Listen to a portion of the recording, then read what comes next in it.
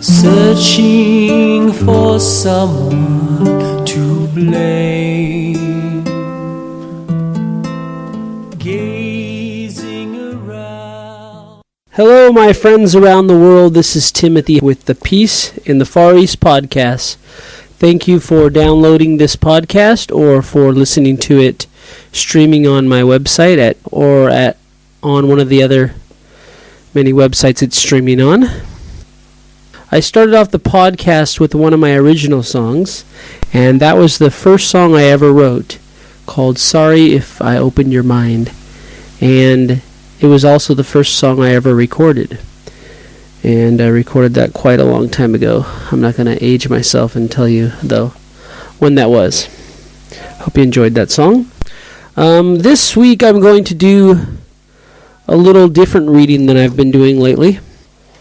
My cat wants to always get in on the podcast, so she's going to cry in the background every once in a while. I just fed her, so she shouldn't be hungry, but she just wants attention. And I'm going to do a reading from my second volume of my selected writings from Soka University of America, while my cat sings in the background. This writing was first published in my Volume 2 of my selected writings from Soka University of America, and that volume was called Getting Philosophical. This writing is about Nichiren Daishonin. He was a Buddhist monk in 13th century Japan. This is also published in my brand new collected writings from Soka University, which is my first hardcover book. I wanted to say sorry to all the people that I promised on my previous podcast that I would do some interviews with some people, and I was supposed to do those interviews sometime in February, but I had some changes in my life and I didn't feel like doing those interviews just right now, and I just felt reading my new book would be more of what I would like to do. Okay, this writing is called Nichiren, the Buddha of Japan. This is one of the only writings in my collected writings from Soka University that I actually didn't write at Soka University, but I wrote most of it shortly before going to Soka University, and the rest of it I wrote on my study abroad program in Niigata, Japan, while I was a student at Soka University. Buddhism in Japan has been marked by both the most famous and most infamous of Buddhists. It has many different sects, from the most orthodox to the extremely bizarre and esoteric. Some so-called Buddhist priests, especially during Japan's Warring States period, acted more like warlords than holy men. In addition, other peaceful Japanese priests were among the most persecuted of priests in the history of Buddhism. One such priest, for some the most hated and for others the most loved, was Nichiren Daishonin. Though he is often the most misunderstood of Buddhist teachers in Japan, his revolutionary legacy is perhaps the greatest proof of the power of Japanese Buddhism. Nichiren's courage in the face of incredible violent opposition showed no end. Under intense persecution, he led a peaceful, non-violent philosophical revolution, a human revolution that centered on the transformation of an individual's life, which in turn would transform society. The opposition he faced was tremendous. The fact that he survived this opposition, unlike many other such revolutionaries, as Martin Luther King Jr., Mohandas Gandhi, or Jesus of Nazareth, is one of the many things that makes his revolution so noteworthy. In addition, his philosophy of life was also unparalleled by any other revolutionary, a philosophy that brought to light the unlimited potential of the individual human being. Born in 1222, Nichiren lived during a time of great tragedy and turmoil in Japan. For example, quote, "On the 6th day of the 8th month of 1256, gale-force winds and torrential rains caused floods and landslides, destroying crops and devastating much of Kamakura.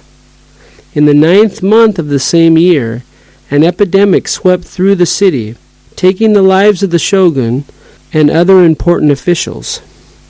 During the 5th, 8th, and 11th months of 1257, violent earthquakes rocked the city, and the 6th and 7th months witnessed a disastrous drought. The 8th month of the next year, 1258, saw storms destroy crops throughout the nation, and floods in Kamakura drowned numerous people. On the 16th day of the 10th month of the same year, Kamakura was visited by heavy rains and severe floods. In the first month of 1258, fires consumed the Jufukuji and the Hachiman Shrine at Tsurugaoka. And in the 8th month of 1259, a violent rainstorm decimated crops. Throughout this year and the following, 1260, famine and frequent plagues devastated the country." End quote. That was from the introduction by Burton Watson of the Selected Writings of Nichiren Daishonin. Not only were there natural disasters plaguing the nation, but the government was also in a state of chaos. Quote, "Japan was ruled by the Bafuku, a military government. This government, also known as the shogunate, consisted almost entirely of samurai, or members of the warrior class, was characterized by factionalism, and was rife with plots and schemes." End quote. That's from the Life of Nichiren Daishonin.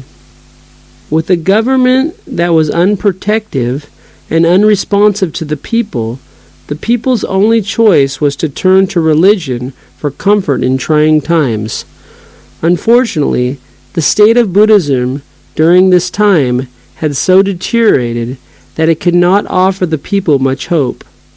One sect's only hope was to promise its practitioners rebirth in the Pure Land of Bliss after their deaths, much like the claims of Catholicism.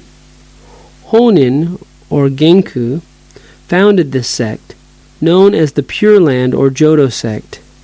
Quote, "However, it was essentially pessimistic and escapist, in that it taught its adherents to hate the actual world as impure and aspire to the Pure Land after death.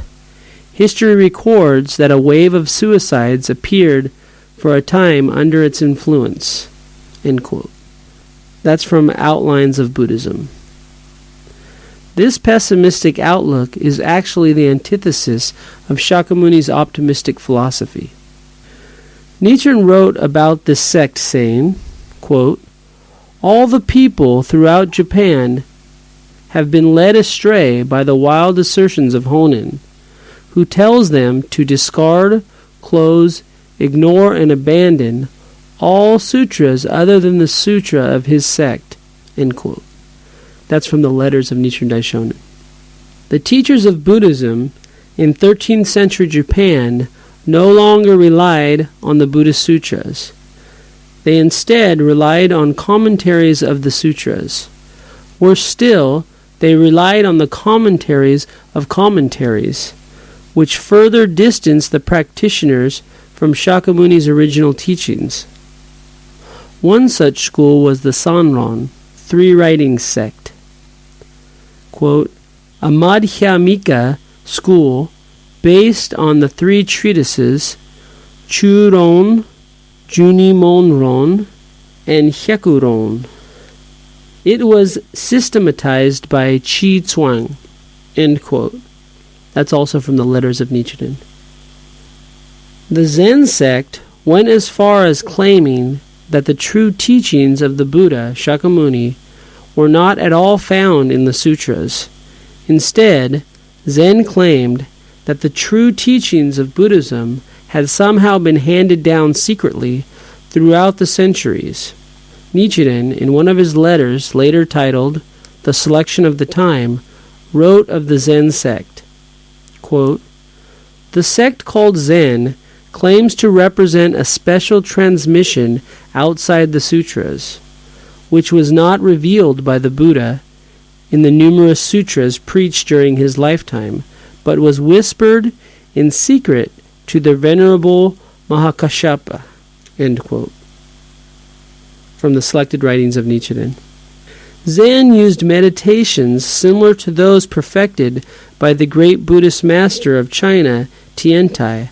However, Tiantai's main emphasis in meditation was meditating on the wondrous law of the Lotus Blossom Sutra, otherwise known as the Lotus Sutra, especially on the title Myoho Renge Kyo.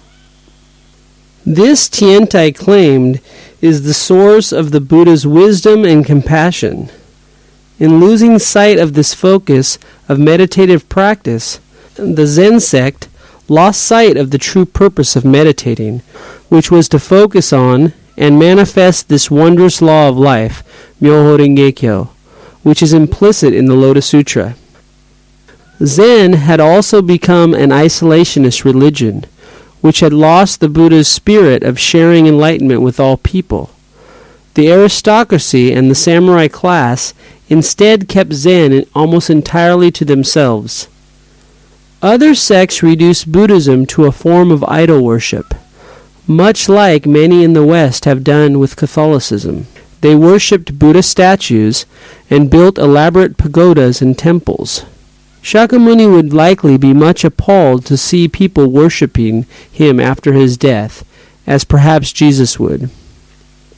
In a sense, the chant of the Nenbutsu, Namu Amida Butsu, chanting the name of a fictitious character from a sutra's parable, Amida Buddha, by the Jodo sect, was a form of Buddha worshipping. Nichiren, however, like the historical Buddha, for most of his life, didn't have a temple, nor did he have a permanent home.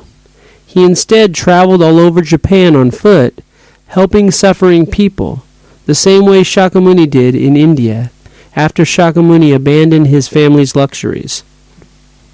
At a very young age, Nichiren, with concern for the people of his country, who were suffering intensely, decided to search the Buddhist sutras for an answer as to why there were so many problems confronting Japan.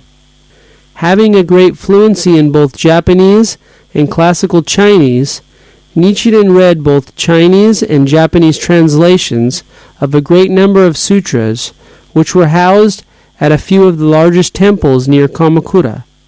He also spent many years on Mount Hiei, the center of Buddhism in Japan for centuries, to study their extensive sutra libraries.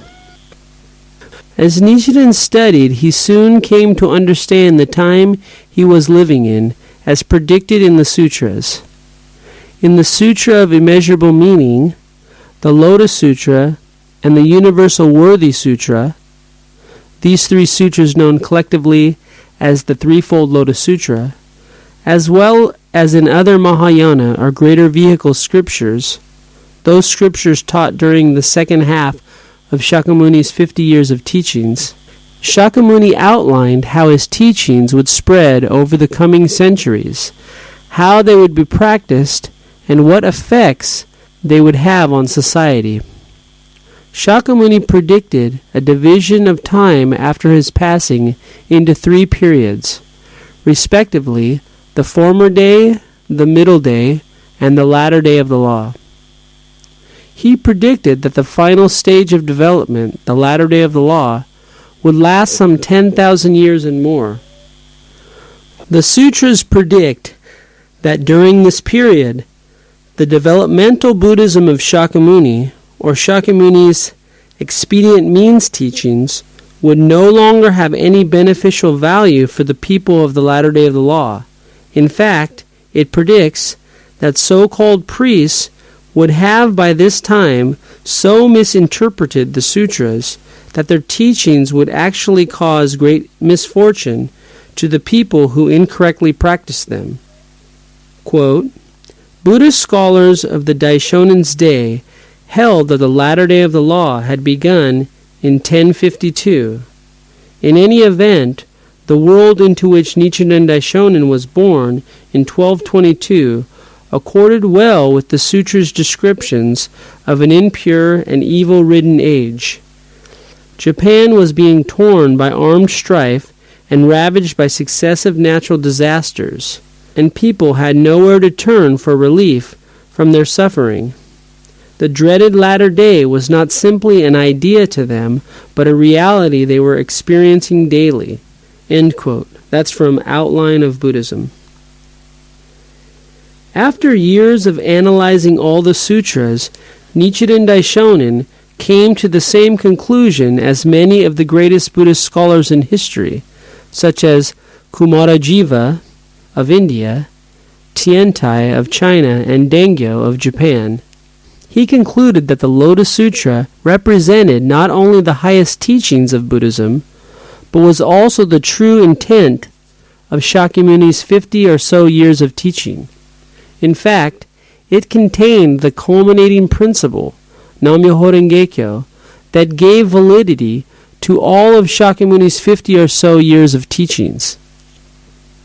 Nichiren also realized that this was the only teaching which Shakyamuni intended people to practice during the latter day of the law, when society would finally be able to understand and accept this final teaching, and when the karma of the people and society would be so muddied that no other medicine would be strong enough to cure them. Daisaku Ikeda points out that, quote, schisms and opposition have usually arisen over differences in choice of a scripture to regard as fundamental or in interpretations of the same scripture. Nichiren Daishonin shows that if we trace these issues back to the original teachings of Shakyamuni Buddha himself, all such differences resolve themselves. Nonetheless, dissension continues today because some people persist in being more attached to their own authority and advantage than to the truth. End quote. That was from the dialogue between Ikeda and Durbalov. In weighing a Buddhist sutra's superiority or inferiority to all other sutras, Nichiren said that one must rely on the three proofs. Those three proofs are documentary proof, theoretical proof, and most important, actual proof. In reviewing the multitude of documentary proof of the Lotus Sutra's preeminence, Nichiren quoted the many eminent Buddhist scholars such as Kumarajiva, Tiantai, and Dengyo. As Tiantai stated, quote, after the thus come one attained enlightenment, for 40 years and more, he did not reveal the truth. With the Lotus Sutra, he for the first time revealed the truth. End quote. It's from the writings of Nichiren Daishonin. Nichiren stated, quote, among all the sacred teachings expounded by the Buddha in the course of his lifetime, the Lotus Sutra alone holds the position of absolute superiority. It is the guidepost that points the way to the immediate attainment of perfect wisdom, the carriage that takes us at once to the place of enlightenment. End quote. Of course, anyone can make such verbose claims of a sutra's superiority. However, this alone does not constitute documentary proof. Nichiren relied on the same criteria as Tiantai in determining documentary proof. As Tiantai wrote, quote, all assertions that lack scriptural proof are to be branded as false. End quote. Therefore, both Nichiren and Tiantai claimed that one could only gain real documentary proof from the sutras themselves. In some sutras prior to the Lotus Sutra, one could read phrases such as, "This is the greatest sutra yet preached." In others, one will find, "I have not yet revealed the truth." Here is a classical example from the Sutra of Immeasurable Meaning. Quote, "Because people's natures and desires are not alike, I preach the law in various different ways. Preaching the law in various different ways, I made use of the power of expedient means, but in these more than 40 years, I have not yet revealed the truth." End quote. Though some sutras claim to be greater than previously preached sutras, in no other sutra can one read such sweeping statements that it alone is greater than any sutra from the past, present, or future, as the following 3 passages from the Lotus Sutra. Quote, "The sutras I have preached number immeasurable thousands, 10,000s, millions. Among the sutras I have preached, now preach, and will preach, this Lotus Sutra is the most difficult to believe and the most difficult to understand. This sutra is the storehouse of the secret crux of the Buddha. It has been guarded by the Buddhas, the world-honored ones." From the Lotus Sutra, page 207. Next quote.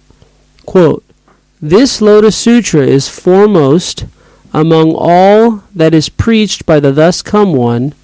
Among all that is preached, it is the most profound, and it is given at the very last. This Lotus Sutra is the secret storehouse of the Buddhas, the thus come ones. Among the sutras, it holds the highest place. Through the long night I have guarded and protected it, and have never recklessly propagated it. But today, for the first time, I expound it for your sake." That's also from page 207 of the Lotus Sutra. And the last quote from page 273 of the Lotus Sutra. Quote, "I put it briefly. All the doctrines possessed by the thus come one, and the freely experienced supernatural powers of the thus come one, and the storehouse of all the secret essentials of the thus come one, all these are proclaimed, revealed, and clearly expounded in this sutra." End quote. Sorry, my cat's going crazy playing with things. She sleeps all day and then for an hour she goes crazy. Always when I try to read something. This sutra, however, was far too progressive for the time of Shakyamuni. Therefore, he did not let his disciples spread it widely. He instead left it for the time he called the latter day of the law, when the capacity of the people would be great enough to understand such egalitarian ideas as the complete equality of all people, which this sutra preaches. As Shakyamuni predicted, many would go against this teaching after he passed away, because it would be too difficult for them to fathom. However, he predicted that the bodhisattvas of the earth would arise during the latter day of the law to propagate this sutra widely, eventually transforming the muddy swamp of the latter day into a land of beautiful lotus blossoms. What was it that made this sutra so great? Where is the great theoretical proof? Tiantai and Nichiren both detailed many things that made it greater than all other previously preached Buddhist sutras. In the Lotus Sutra, for the first time in his 50 or so years of preaching, Shakyamuni reveals that all people and all living beings are in fact Buddhas, or rather, everyone and everything in the universe possesses a Buddha nature, an enlightened quality. The Lotus Sutra makes the assertion that the goal of Buddhism is to make everyone become a Buddha, by allowing each person to manifest his or her own latent Buddha nature. Although now, many people understand this as a common assertion of Buddhism, one will not find this claim made in any other sutra but the Lotus Sutra. It was never Shakyamuni's desire to start a fan club of people who worshipped him, nor did any other religious founder wish for this, though those fan clubs are all too prevalent in all religions today. He instead wanted to make everyone equal to him, as he stated, quote, "This is my constant thought, how I can cause all living beings to gain entry into the highest way and quickly attain Buddhahood." That's from the Expedient Means chapter of the Lotus Sutra. The Lotus Sutra also debunks many of the misconceptions other sutras perpetuated. One of these is that Shakyamuni first attained enlightenment under the Bodhi tree 50 years or so before preaching the Lotus Sutra. In the Lotus Sutra, Shakyamuni stated that he became enlightened many billions of kalpas before. In fact, many light years before this planet was even in existence. As he stated, on a mundane planet much like the one we live on today. In the lifespan chapter, Shakyamuni gives a great analogy to demonstrate the incredible amount of time since he first attained enlightenment. To abbreviate, suppose you take the following enormous amount of time, t. T is equal to 10 times 100 times 1,000 times 10,000 times 10 to the 60th power, which is Nayuta, times 10 to the 56th power, which is Asogi, of major world systems, and crush them to dust. Now with this enormous pile of dust, travel east and drop one dust particle every time you pass the aforementioned enormous amount, T, of major world systems. Continue in this way, dropping one particle every time you pass T major world systems, until you have jettisoned all the dust particles. After jettisoning all the dust particles, go back and collect every world you passed, both ones that received a dust particle and ones that you bypassed, which did not receive a dust particle. Now, crush all these bazillions of worlds to dust and let each particle of dust equal a kalpa. Shakyamuni said, "This is when I in fact first attained enlightenment." This, the time of his original enlightenment, became known in Japanese as Go Hyaku Jintengo, not to be confused with Kuon Gonjo, which means time without beginning. Another myth that the Lotus Sutra destroyed is that the purpose of Buddhism was for the practitioners to reach nirvana, a fictitious state which Shakyamuni created as a resting point for those who could not see themselves ever making it all the way to enlightenment. Shakyamuni said in verse to one of his top followers, quote, "Shariputra, listen carefully, for the law the Buddhas have attained, through the power of countless expedient means, they preach for the benefit of living beings.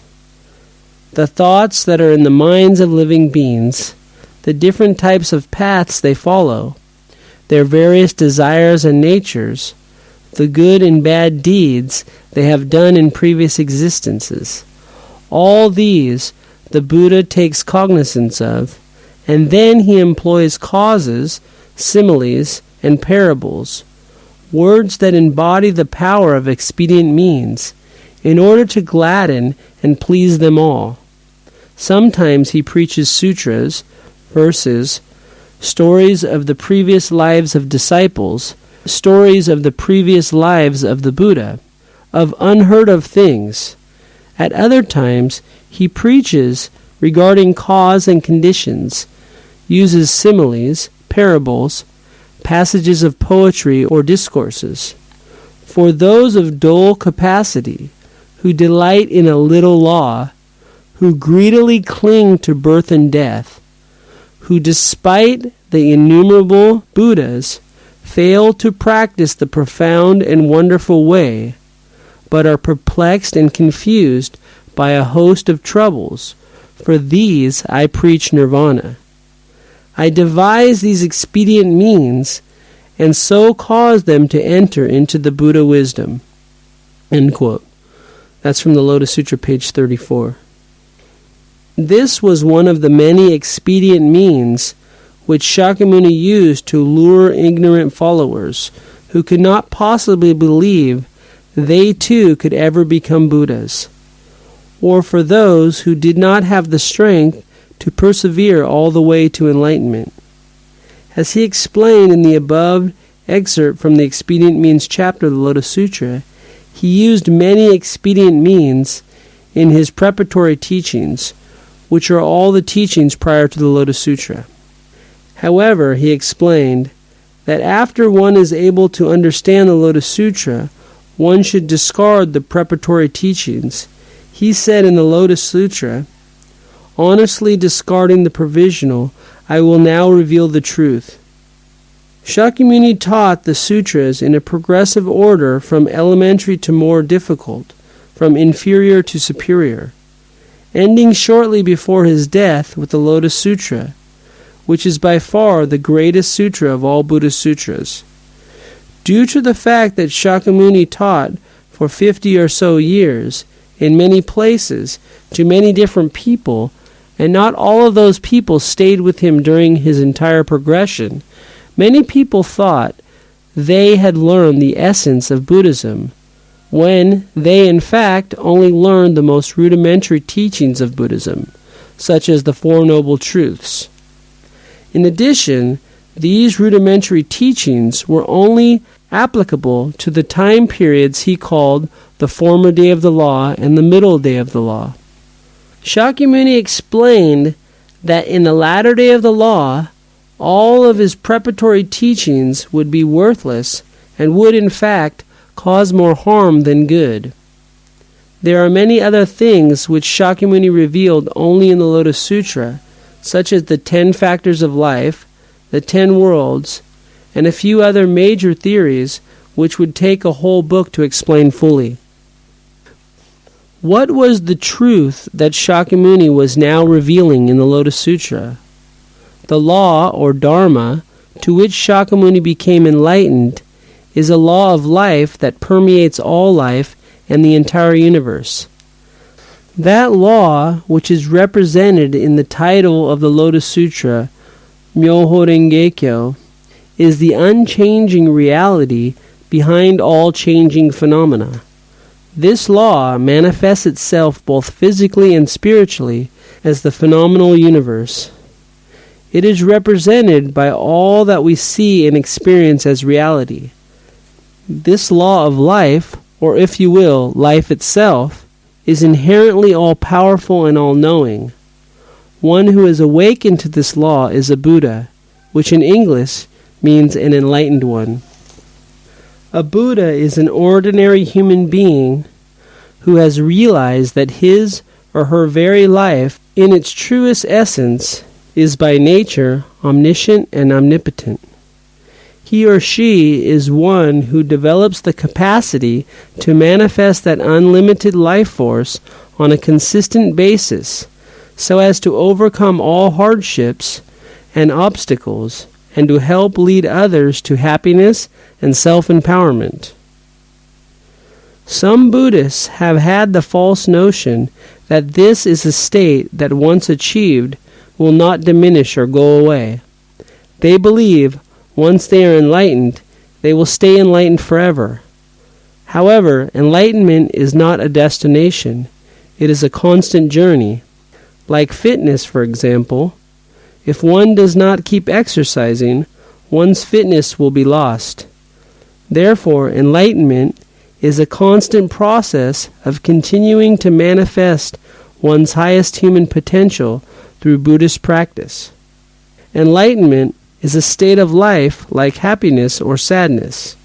For example, a happily married couple can only stay happy together by each person making efforts to nurture the relationship. Similarly, a Buddha can only stay a Buddha by continuing to manifest his or her own Buddha nature through the continuous practice of a bodhisattva, which is the compassionate act of leading others to enlightenment by teaching them how to bring forth their own Buddha nature.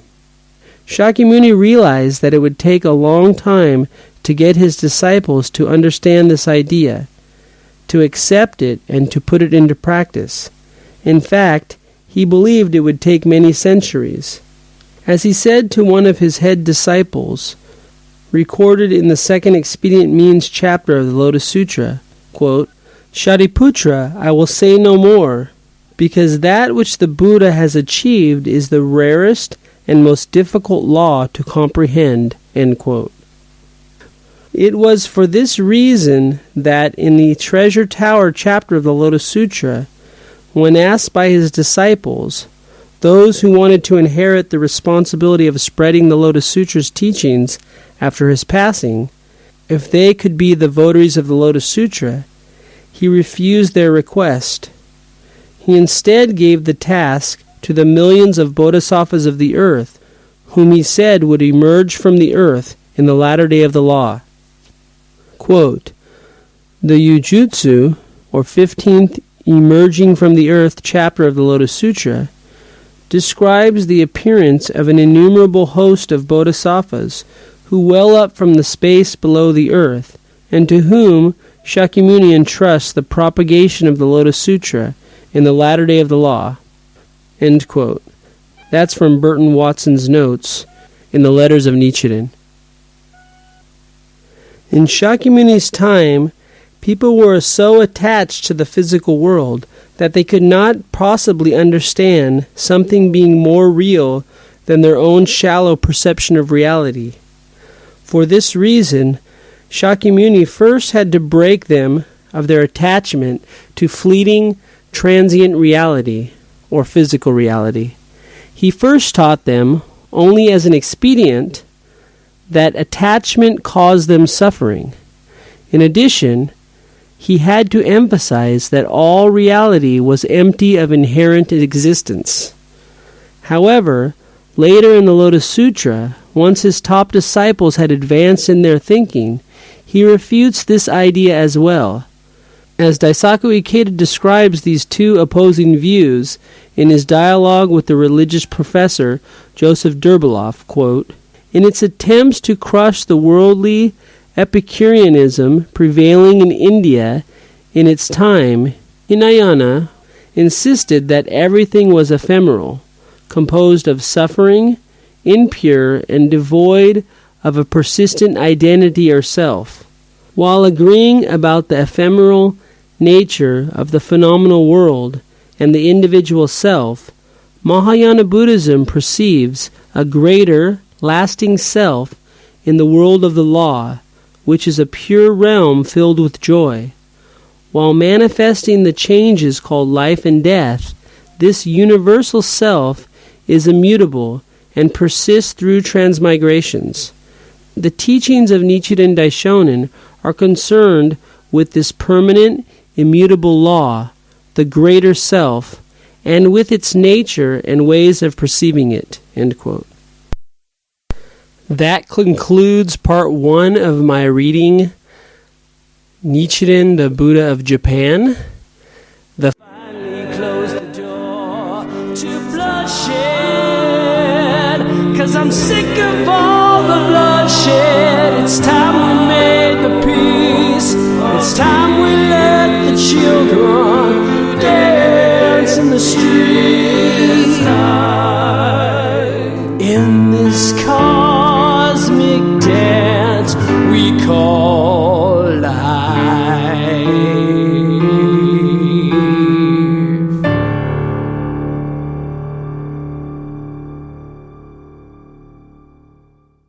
Hello, my friends around the world. This is Timothy with the Peace in the Far East podcast.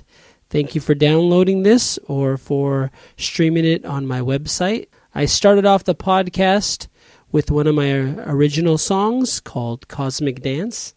That's an unfinished version. I'm still looking for some other singers and some other musicians to play on that.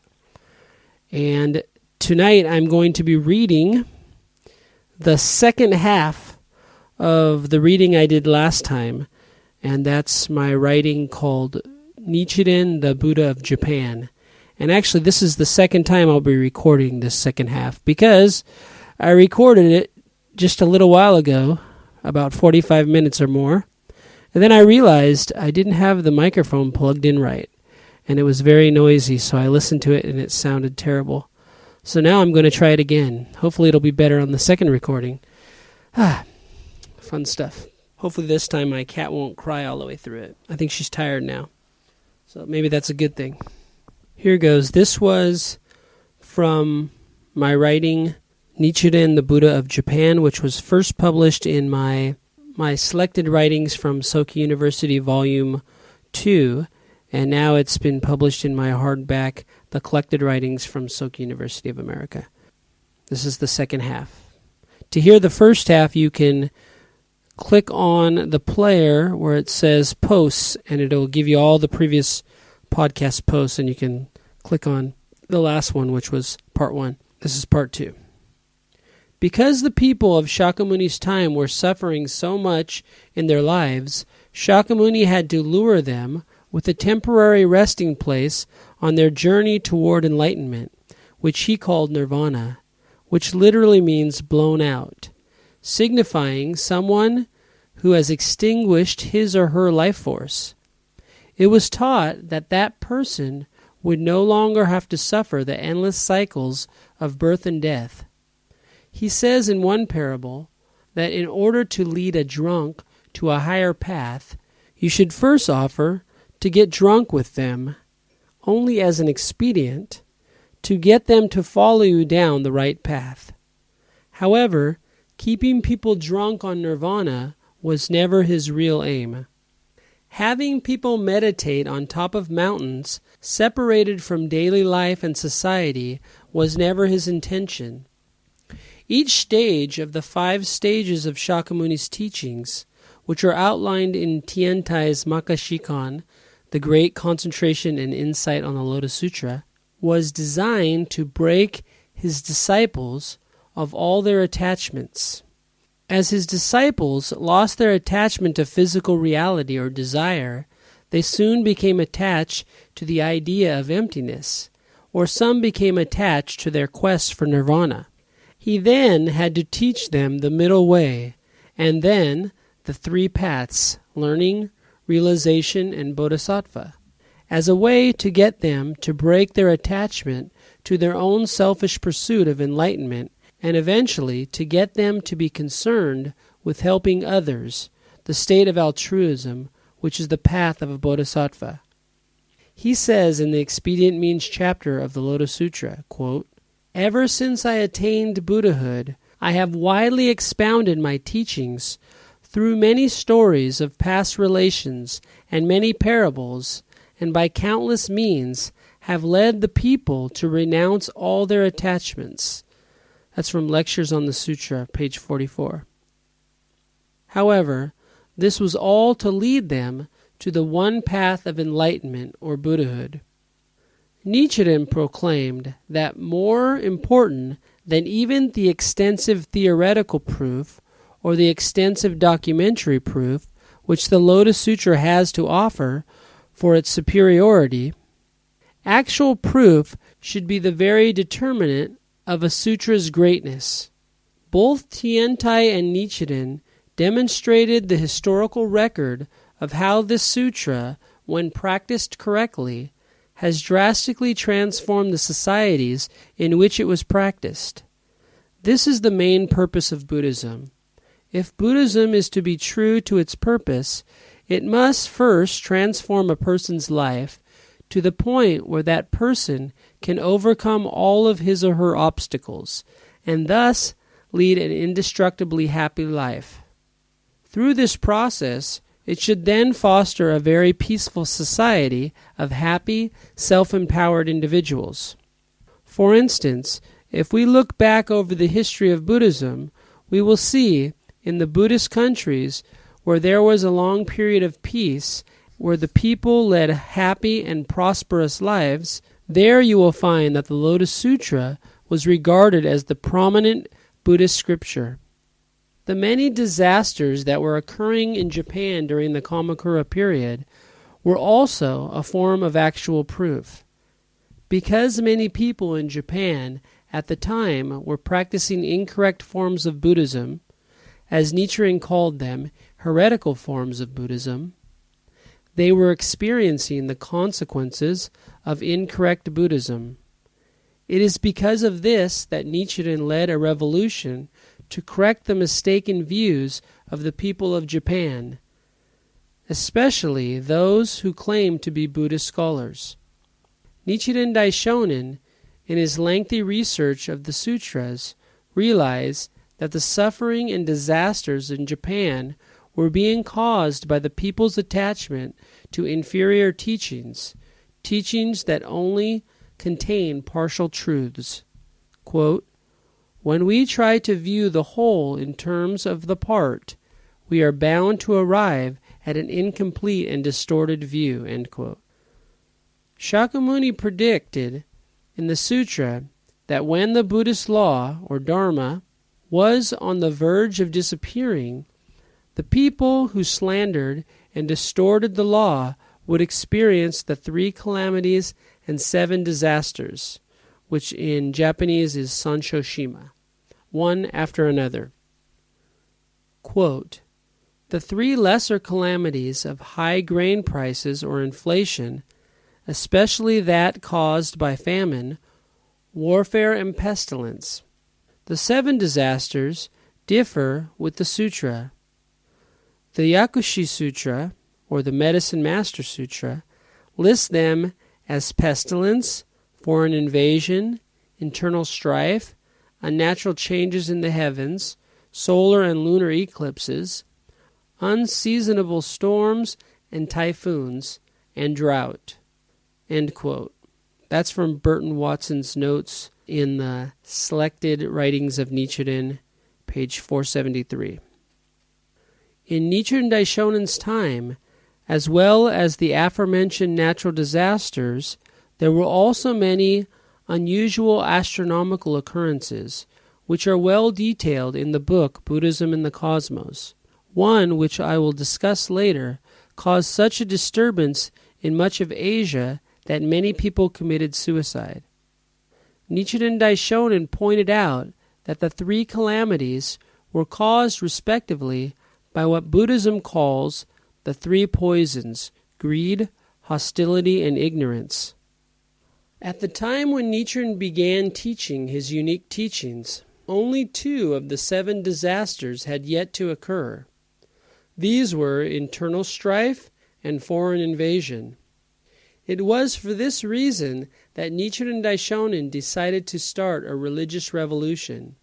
He believed that if the people of his country did not give up their belief in heretical teachings and confess the superiority of the Lotus Sutra, the country was doomed to political disaster and would surely, as many of the sutras predict, be overrun by foreign invaders. Japan, prior to this, had not been overrun by foreign invaders for many centuries, perhaps millennia.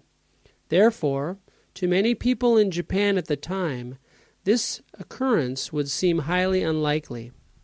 However, mystically, 8 years after Nichiren submitted a protest letter to leading religious and government leaders entitled Risho on Kokuron, or On Securing the Peace of the Land Through the Propagation of a Correct Teaching, in which he predicted that the last 2 disasters would occur if the government did not correct its mistaken views of Buddhism, the Mongol Empire sent a delegation to Japan demanding Japan's subjugation to Mongol rule. Before this time, Nichiren had already converted many people to his teachings. However, once his prediction had begun to materialize, he gained even more followers, including people within the government.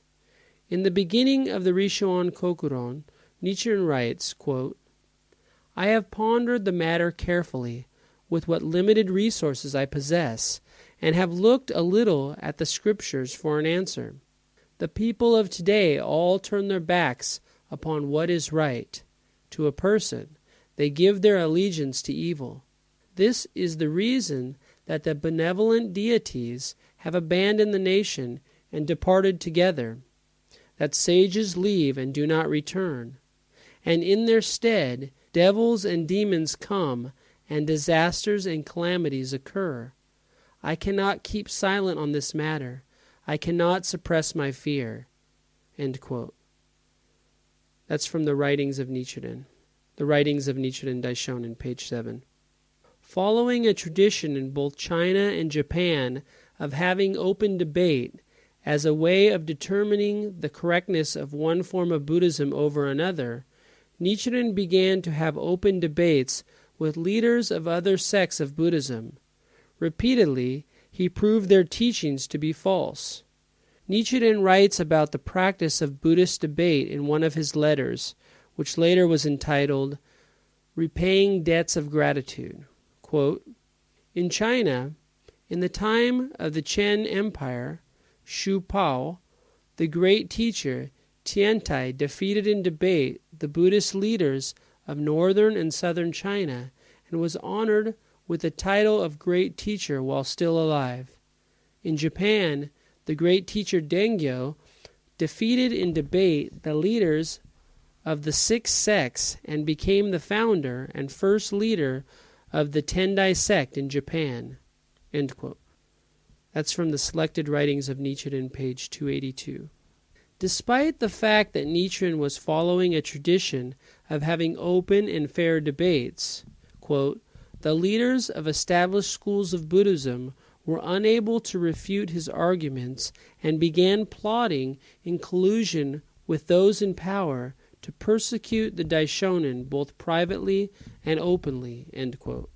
A few months after he sent his first letter of protest, Nembutsu believers, or members of the Jodo sect who chant the Nembutsu, which is the chanting of a fictitious character in the sutras called Amida Buddha, attacked him in his small makeshift cottage.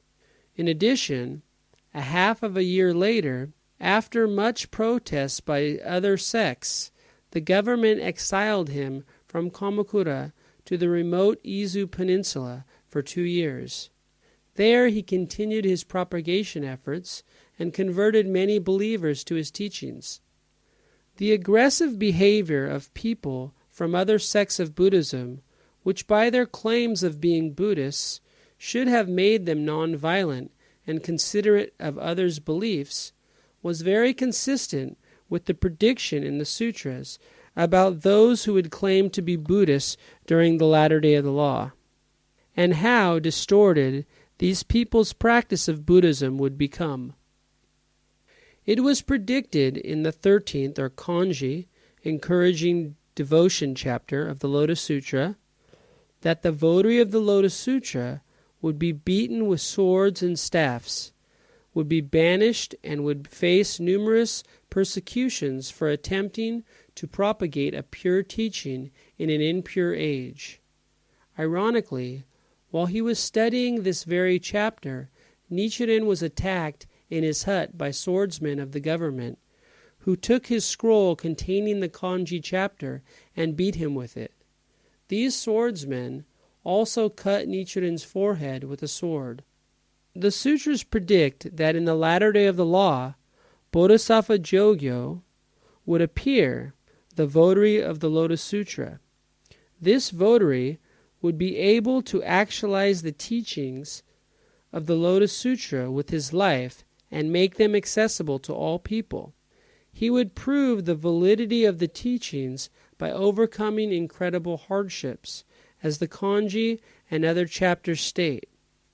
This is one of the many symbolisms of the lotus blossom, which blooms in a muddy swamp. Nichiren Daishonin's life bloomed in the muddy swamp of the beginning of the latter day of the law. The latter day of the law is referred to as a muddied kolpa. Another symbolism of the lotus blossom is that the lotus releases its seeds at the same time that it blooms.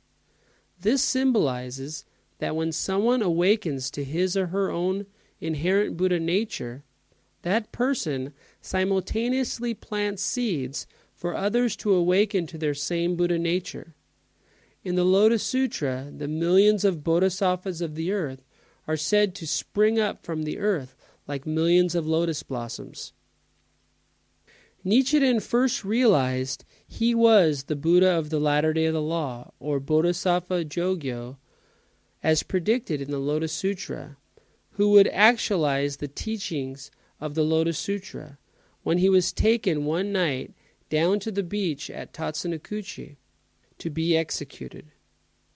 It was in the middle of the night, but just as the executioner was raising his sword to behead the Daishonin, the sky lit up by a big yellow orb. Astronomers later traced this day in 1271 to when Halley's Comet was in its closest orbit to the Earth, and it is believed that some debris or a projectile from the comet could have skimmed the Earth's atmosphere, causing the sky to light up as it did. See the book Buddhism and the Cosmos. This was but one of the many unusual astronomical occurrences, one of the 7 calamities predicted in the sutras, that happened during Nichiren's life. In China, it is recorded that this event caused a great scare and many people committed suicide when the night sky was lit as if it was daylight. This is also in Buddhism and the Cosmos. Needless to say, the executioner, a little frightened by this event, dropped to his knees and began to pray to the Daishonin. Burton Watson writes that here is where Nichiren Daishonin reveals his true identity as Bodhisattva Jogyo. Quote, "The leader of the bodhisattvas of the earth is Jogyo, or superior conduct. The other leaders are Muhengyo, which is limitless conduct, Jyogyo, which is pure conduct, and Onryungyo, which is conduct of standing firm." Nichiren identifies himself with the Bodhisattva Jogyo, the leader of the 4. End quote. This is from Burton Watson's notes in the Letters of Nichiren, page 530. Giving up on killing Nichiren, the government instead decided to exile him to Sado Island. On this second exile, Nichiren wrote another one of his major works, The Opening of the Eyes, where he claimed to be the Buddha of the latter day of the law, or Bodhisattva Jogyo, the leader of the leaders of the bodhisattvas of the earth. Here on a snow-covered island, a place the government sent enemies of the state to die, he wrote, quote, "This I will state. Let all persecutions assail me, still I will give my life for the sake of the law, whether tempted by good or threatened by evil. If one casts aside the Lotus Sutra, he destines himself for hell. Here I will make a great vow. Though I might be offered the rulership of Japan if I will only abandon the Lotus Sutra, though I might be told that my father and mother will have their heads cut off if I do not recite the Nembutsu, whatever obstacles I might encounter, so long as men of wisdom do not prove my teachings to be false, I will never yield. All other troubles are no more to me than dust before the wind. I will be the pillar of Japan. I will be the eye of Japan. I will be the great ship of Japan. This is my vow, and I will never forsake it." End quote. That's from the Letters of Nichiren, page 137 through 138. In these last few lines, he alludes to the 3 qualities of a Buddha: a parent, teacher, and sovereign of the people. Even on the island of Sado, where few exiles returned alive, he actively wrote to his disciples on the mainland. In addition, his disciples sent him offerings that kept him alive. He also converted many of the islanders to his sect of Buddhism. However, other Buddhist leaders felt he was still a threat, even in exile, so much so that many people on the island were extremely hostile toward him and his followers while he was in exile. Nevertheless, after his prediction of foreign invasion began to materialize, the Kamakura government urged the other Buddhist groups not to hurt him for fear of retribution. It instead requested that all of the other competing sects should have an open debate with the Daishonin. Quote, "The debate took place on January 16 and 17, 1272, and it pitted the Daishonin against several hundred priests of the other sects. The priests proceeded to cite the doctrines of their various sects, Nembutsu, Zen, Shingon, and Ritsu. The Daishonin replied in turn, confirming the meaning of what each had said, and then asked questions. Very quickly, he was able to expose their contradictory assertions and scriptural incompatibilities. The priests were speechless, no match for the Daishonin's penetrating understanding of the sutras. Several of their followers professed belief in the Daishonin's teaching on the spot." End quote. This is from the Life of Nichiren Daishonin, page 64. After the Mongols finally attacked 2 islands off Japan, destroying them, the Japanese government decided to pardon Nichiren and allow him to establish his own school at Mount Minobu, near Mount Fuji, for fear, if it didn't, the Mongols would wipe out the entire country. In the end, shortly after the Kamakura government pardoned the Daishonin from his 2.5-year Sato exile, a great storm, kamikaze, wiped out most of the Mongol forces. Many of the Daishonin's followers and others believed that because the government finally recognized the Daishonin's teachings, Japan was temporarily protected from the 7th disaster. Even though for a time, during the Daishonin's life, the Japanese government finally recognized Nichiren's Buddhism as an official sect of Buddhism in Japan, the leaders of other Buddhist schools in Japan were and are still vehemently opposed to the Daishonin's teaching, and have used every opportunity until today to openly attack followers of Nichiren Daishonin. After Nichiren's passing, for some 700 years, in collusion with the government, many Buddhist leaders have been persecuting people who practiced the Daishonin's Buddhism. Quote, "The Hiei Sohei, although they were briefly allied with the Nichiren sect against the Pure Land schools, they burned every one of the sect's temples in Kyoto to the ground, in the process slaughtering every Nichiren adherent they could lay their hands on. The Nichiren sect in Kyoto never recovered from that blow." End quote. In addition, the Japanese government, not learning its lesson from history, once again assaulted practitioners of the Daishonin's Buddhism in the 1930s by jailing the top leaders of the Soka Gakkai, one of the largest lay organizations in Japan that practices the Buddhism of Nichiren Daishonin, for refusing to incorporate the state-mandated religion of Shintoism into their own practices, and for their opposition to Japan's war of aggression. It was then that the 7th disaster, as predicted in the Lotus Sutra, finally occurred at the end of World War II, when the U.S. invaded and occupied Japan. Despite having their founding president die in prison during World War II, the Soka Gakkai finally began to grow after Japan's new constitution allowed freedom of religion in 1946.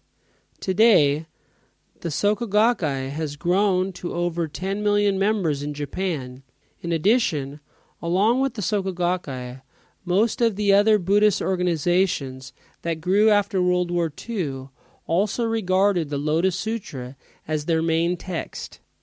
As Stuart Pickens writes in his book, Buddhism, Japan's Cultural Identity, in the section about the growth of new Buddhist groups after World War II, quote, "The 3 principal Buddhist groups whose impact has been felt nationwide share their ancestry in the tradition founded by Nichiren, a tradition that stresses the primacy of the Lotus Sutra, end quote. That's from page 73. Since then, we have seen a country grow from a completely demolished country after World War II to an economic world power in less than 50 years. Not only that, it has since not maintained an active military-industrial complex, unlike other superpowers. In addition, Japan is now an aggressor to no other country, which we cannot say of any other so-called first world countries. Nevertheless, despite the tremendous growth of the Soka Gakkai, many Japanese newspapers, out of jealousy perhaps, still regularly criticize the Soka Gakkai. In addition, great jealousy abounds in the other older sects of Buddhism toward the growth and prosperity of the Soka Gakkai. The most common newspaper article written about the Soka Gakkai in the post-war days read, quote, "The Soka Gakkai is an organization for the sick and poor," end quote. In contrast, today's critics lament that, quote, "The Soka Gakkai is an organization of the rich and powerful," end quote. It was true that most of the members who joined the Soka Gakkai after the war were sick and poor. Now, however, those same people, after practicing the Daishonen's Buddhism for half a century, are among some of the most successful people in Japan. This would appear to be actual proof that Nichiren's Buddhism is working. One must also wonder if it is just coincidence that ever since the early 1990s, Japan has endured much financial and political hardship, and now there is much talk in the government about Japan creating nuclear weapons and developing its military. Is it a coincidence that this has coincided with the period of the greatest persecution against the Soka Gakkai since World War II, especially by the Nichiren Shoshu priesthood under the direction of High Priest Niken Abe? In the early 90s, Niken, in collusion with many corrupt political figures, attempted to destroy the Soka Gakkai. They failed, however, so instead, Niken excommunicated the Soka Gakkai's millions of members from the Nichiren Shoshu Temple organization. This attack and others, in the last 10-plus years, have included bogus lawsuits, media propaganda, and a host of other unrelenting tactics, including a failed sarin gas attack on the Soka Gakkai headquarters by the On Shinrikyo cult in the early 90s. Despite all of this, the Soka Gakkai has still grown during the 1990s and beyond. However, as occurred during World War II, when the Japanese government imprisoned the top leaders of the Soka Gakkai, it was unfortunately Japan and the people of Japan who suffered the most, not the Soka Gakkai. To fully see how true the prophecies of the sutras are, one may need to look at Japan in 20 to 50 years, once the Soka Gakkai has spread more widely than its current about 10% of the population. One then may be able to see Nichiren's real lasting impact on Japan. By then, perhaps the Japanese economy may experience another big turnaround. Whether Japan becomes an aggressor nation again, like the U.S., Great Britain, Russia, China, or other economically powerful countries, will likely be determined by whether the Lotus Sutra's teachings spread or diminish in popularity. Whether the Buddhist humanism of Nichiren's teaching will finally put a complete end to the militarist culture that still lingers in Japan will be determined by how much Nichiren's humanistic teachings spread. The only other large and prosperous non-aggressor nation in history that one is likely to find is India during the latter years of King Ashoka's reign, when he finally converted to Buddhism. This was also a time when the Indian government and most of its citizens revered the Lotus Sutra as the highest teaching of Buddhism. However, once the Lotus Sutra lost its popularity there, the peace of the land slowly diminished as well.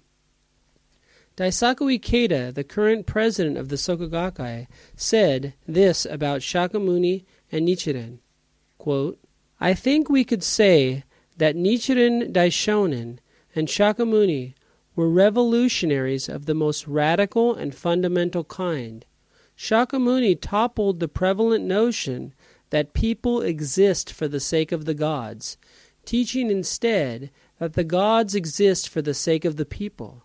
At the same time, he rejected the Brahmin caste, which arrogantly took advantage of the people's belief, and the caste system itself.